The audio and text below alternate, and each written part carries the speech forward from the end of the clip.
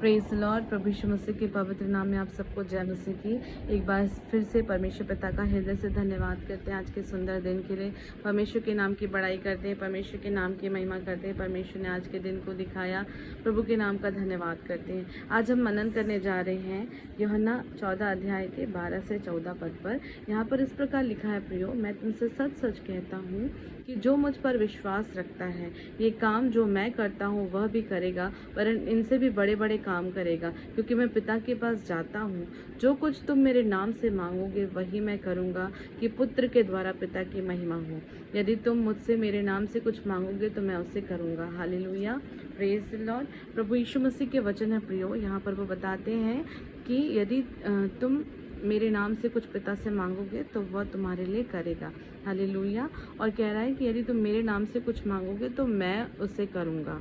Hallelujah, praise the Lord. परमेश्वर के नाम का धन्यवाद देते हैं। और 12 पद में यहाँ पर इस प्रकार भी लिखा है, यदि मैं तुमसे सच सच कहता हूँ कि जो मुझ पर विश्वास रखता है, मैं जो काम करता हूँ वो उनसे भी बड़े बड़े काम करेगा।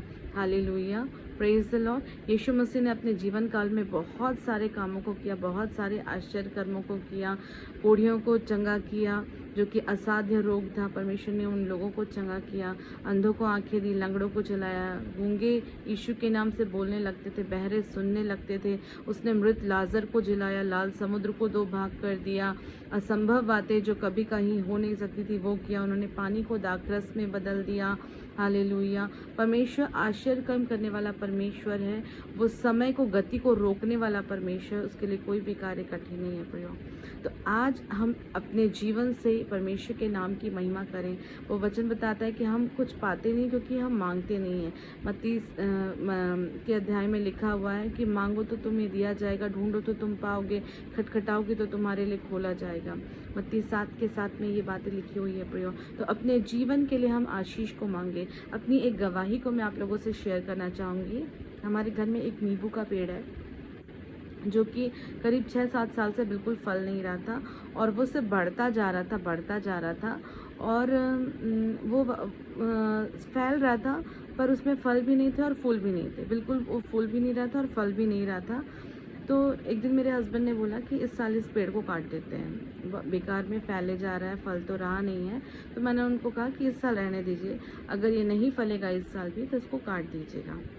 और मैं फिर उस पेड़ के लिए दुआ करने लगी। मैंने प्रभु से मांगा, खुदा बाप आपकी दया को चाहती हूँ, आप अनुग्रह करें और इस पेड़ को फलवंत बनाएं। और मैं उसकी पत्तियों को, उसकी डंगालियों को पकड़ पकड़ के कहती थी कि यीशु के नाम से फलो, यीशु के नाम से फलो और फूलो और पूरा फल से लद जाओ।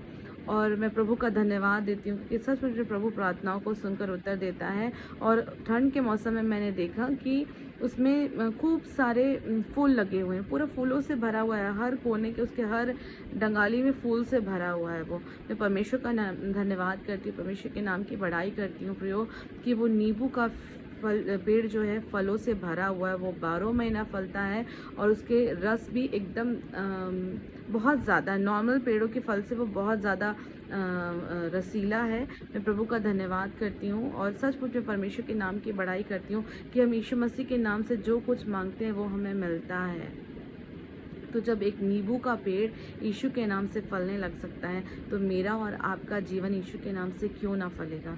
आज हम अपने जीवन में अपने अधिकारों को इस्तेमाल करें, अपने मुंह को खोलें और यीशु मसीह के नाम से अपने लिए ब्लेसिंग्स को बोलें।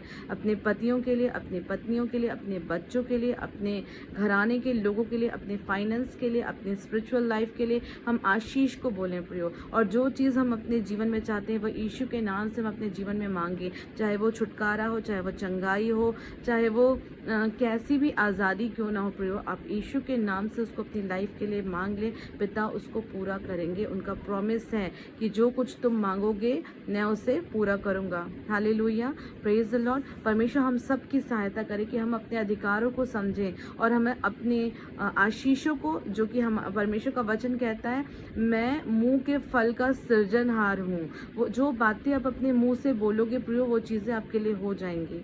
सो प्रियो, अपनी ज़बान पर कंट्रोल रखें, अपनी ज़बान से कोई बुरी बात ना निकालें, वरन आशीष की ही घोषणा करें। हमेशा आपके मुंह से आशीष ही सुना जाए।